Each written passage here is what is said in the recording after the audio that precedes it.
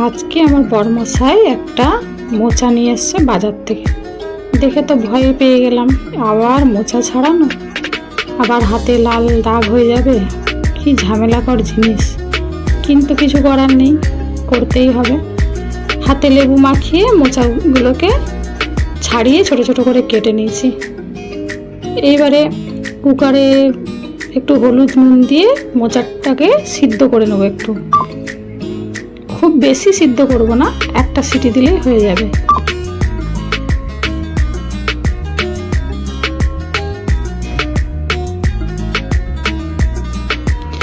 এবারে চিংড়ি মাছ এনেছে, মাঝারি চিংড়ি আনলে ভালো হতো। সেখানে আমার প্রতিদেব এই এত বড় বড় চিংড়ি এনেছে। বললাম মাঝারি চিংড়ি পাওনি বাজারে? বললো এইগুলোই পেয়েছি, এইগুলো দিয়ে কাজ চালাও। কি আর করা যাবে, যা পেয়েছে তাই দিয়ে কাজ চালাতে হবে। চিংড়ি মাছটা নুন হলুদ দিয়ে মাখিয়ে নিচ্ছি।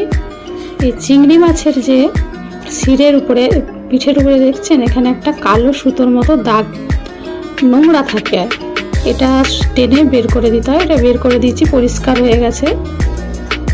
ভালো করে চিংড়ি মাছটাকে না পরিষ্কার করলে চিংড়ি মাছটা খাবার সময় খেলে পেটে প্রচণ্ড ব্যথা হয়। এবার ওই মোচাটা সিদ্ধ হয়ে গেছে, একটু হাত দিয়ে একটু চটকে নিচ্ছি, নরম হবে। ঝাড়ি থালার মধ্যে ঢেলে নিয়েছি, জলটাও ঝরে গেছে। এইবারে কড়াই বসিয়ে নিয়েছি, কড়াইতে তেল দেব। কড়াইটা গরম হতে দিয়েছি।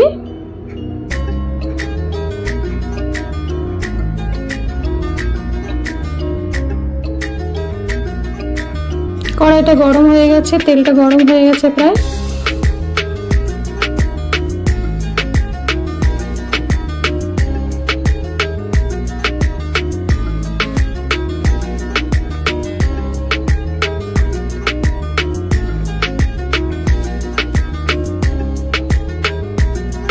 এবার চিংড়ি মাছগুলোকে ভালো করে ভেজে নেব।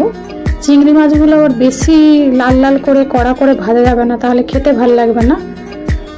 এক পিঠ ভাজা হয়ে গেলে অপর পিঠটা ভাজা হয়ে গেলে উঠিয়ে নেব, তাহলে নরম থাকবে। এই মোচা চিংড়িটা ভীষণ ভালো লাগে খেতে, বাড়িতে বানালে মুখের টেস্টটাও পাল্টে যায়। সব সময় তো বাজারে পাওয়াও যায় না, মাঝে মাঝে পাওয়া যায়, তখন দেখলেই নিয়ে আসে।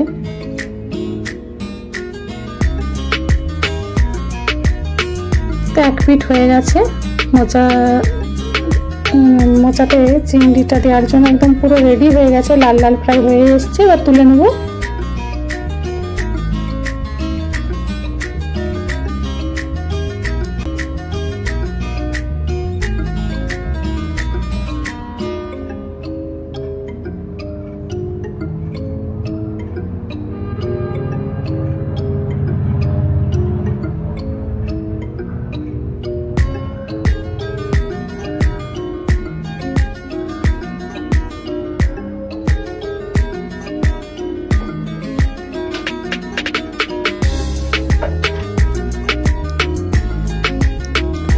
এবার চিংড়িগুলো তুলে নিচ্ছি, হয়ে গেছে।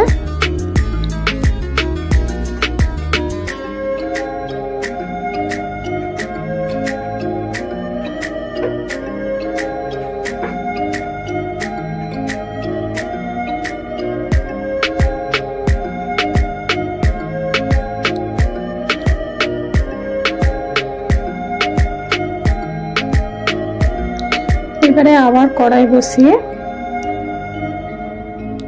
কড়াইয়ে আবারও তেল দিয়ে দিলাম রান্নাটা করার জন্য। তেলটা গরম হতে দিয়েছি।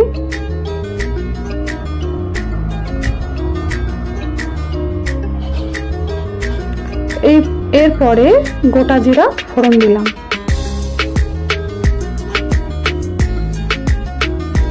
এবার তেজপাতা দিয়ে দিলাম দুটো।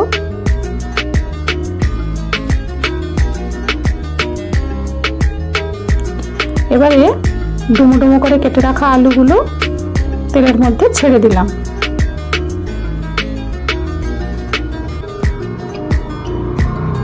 আলুগুলোকে ভালো করে লাল লাল করে ভেজে নেব।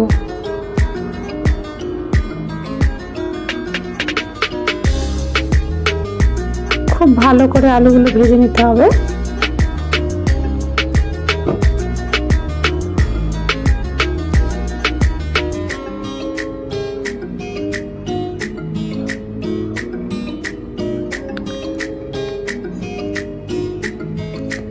এবার নুন দিয়ে দিলাম পরিমাণ মতো।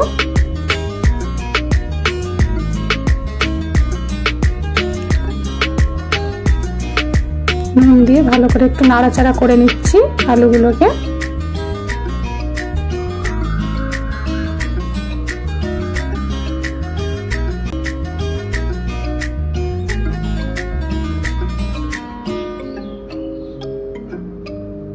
এইবারে হলুদ গুঁড়ো দিয়ে দিয়েছি আলুর মধ্যে। আলুটা ভাজা হয়ে গেছে। এবারে লঙ্কা গুঁড়ো দিয়ে দিলাম, ধনে গুঁড়ো দিলাম, জিরে গুঁড়ো দিলাম, দিয়ে ভালো করে আলুটাকে নাড়াচাড়া করছি, কষিয়ে নিচ্ছি। হালকা একটু জল দিয়ে দিলাম।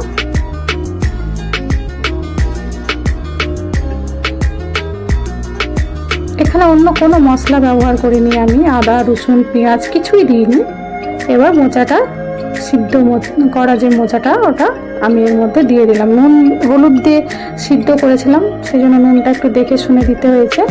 আর হলুদ আর নুন দিয়ে মোচা সিদ্ধ করে নিলে কি হয়, মোচার যে কষা একটা ভাব থাকে ওটা কিন্তু কেটে যায়।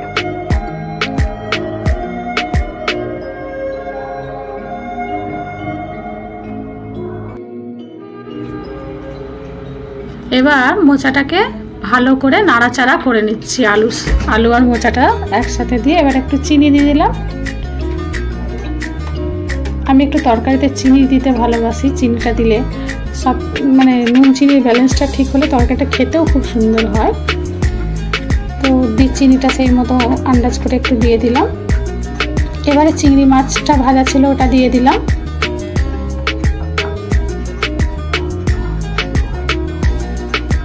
ভালো করে এটাকে কষিয়ে নিচ্ছি।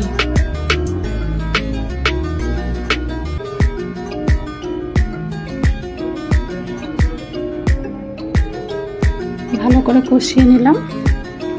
ভিডিওটা আপনাদের ভালো লাগলে লাইক শেয়ার কমেন্ট করে দেবেন এবং কমেন্ট বক্সে জানাবেন কেমন লাগছে আমার রান্না।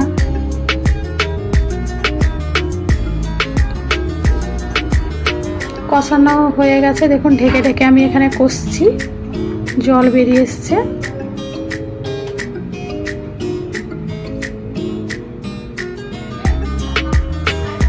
এবার উপর থেকে ঘি দিয়ে দিলাম।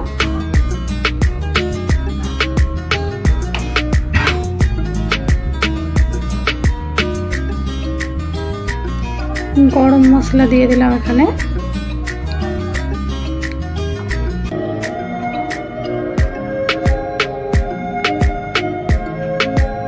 ভালো করে ঘি গরম মশলা দিয়ে মানে ভালো করে এটা কষিয়ে নিচ্ছি।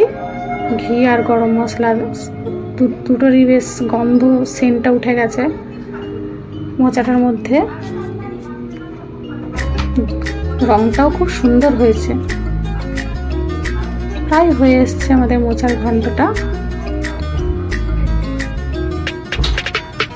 এটা অবশ্যই বাড়িতে নিজেরা একবার বানিয়ে দেখবেন, খুব ভালো লাগে খেতে। এই দিয়ে এক থালা ভাত খাওয়া হয়ে যাবে। সবাই ভালো থাকবেন, সুস্থ থাকবেন। আবার কালকে আসবো একটা নতুন ভিডিও নিয়ে। ধনেপাতা একটু ছড়িয়ে দিয়েছি, ধনেপাতার একটা হালকা সুন্দর একটা গন্ধ আসে।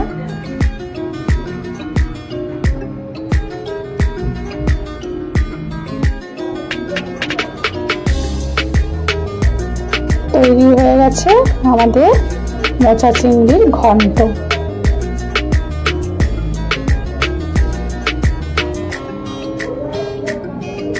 কি সুন্দর লাগছে দেখতে। আপনারা বাড়িতে এটা একবার হলো বানিয়ে দেখবেন।